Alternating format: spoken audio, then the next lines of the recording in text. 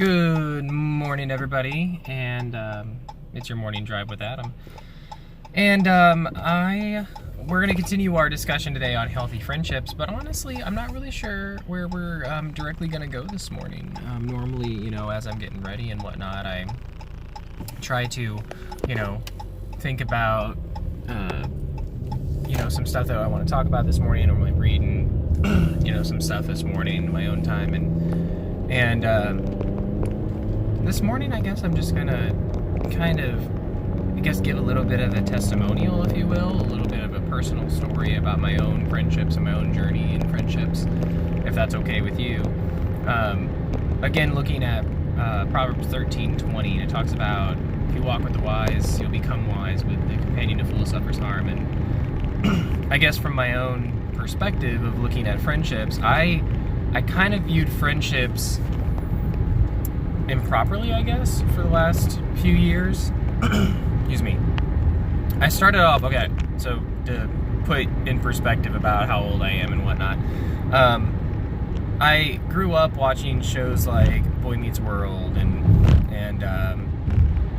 Malcolm in the Middle and stuff like that, and those two shows I realized how much it kind of shaped my viewpoints on a lot of things without even realizing it. But if you ever watched like old 90s TV shows or even some TV shows today, there's always this idea of like the best friend archetype, and they have like, the best, they are like the best friends. These two people were just like almost made for each other kind of thing, and they've been friends for a while, and they just know each other so well.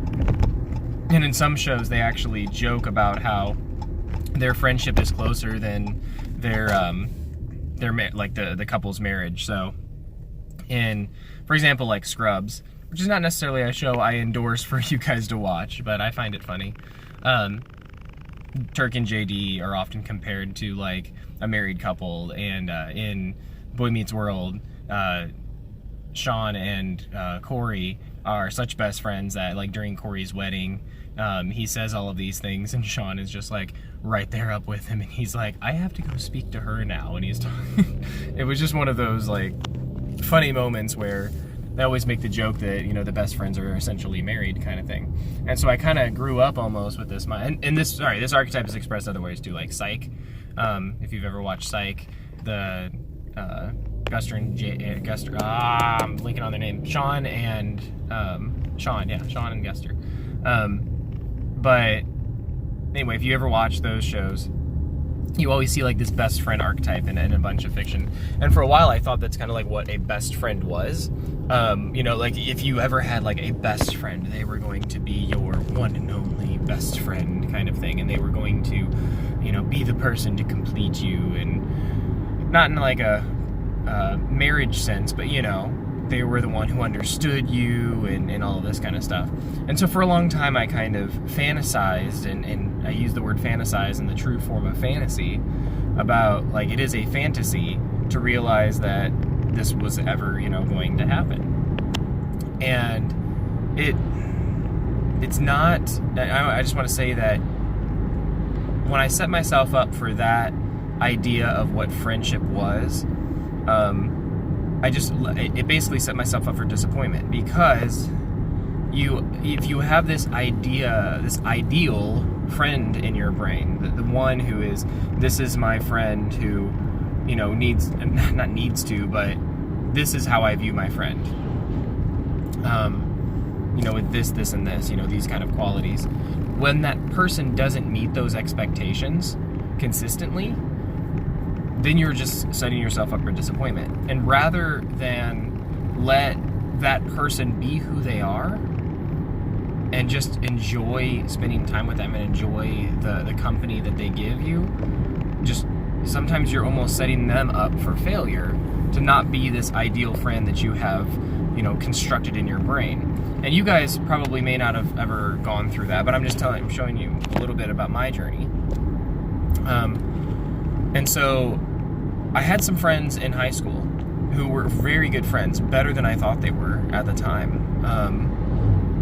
I had two really close friends in high school, and we hung out together all the time. I had other like tertiary friendships, people who I would go over to their house and hang out with them. We'd go to parties, together, and we'd hang out and do stuff together.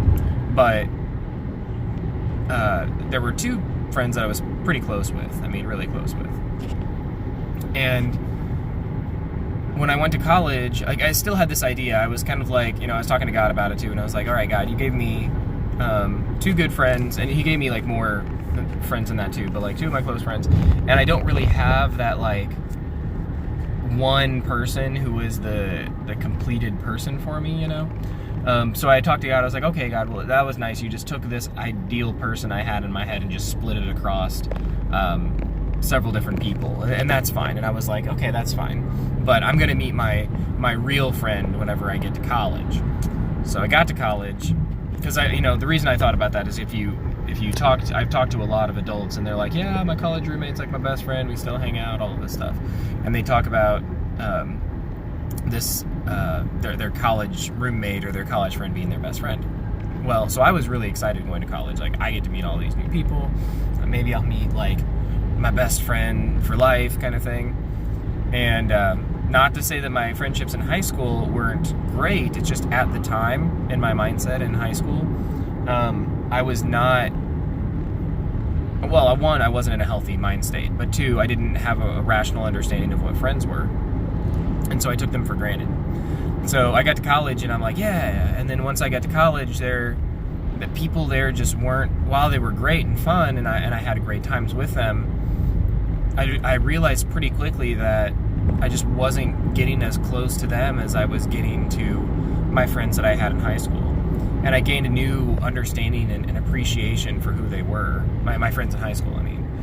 And, I'd reach out to them more and try to spend more time with them, because I realized that I was way more blessed than I thought I was when it came to friends. I didn't realize how awesome I had it until, I had gotten to college and realized that, this ideal friend or whatever just... It's not that it doesn't exist, it's just not going to exist for me.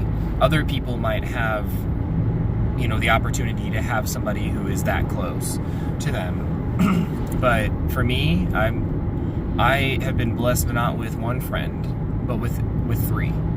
And that to me is, and it's kind of spread across, I guess, if you will, all of them, which to me is a blessing in and of itself.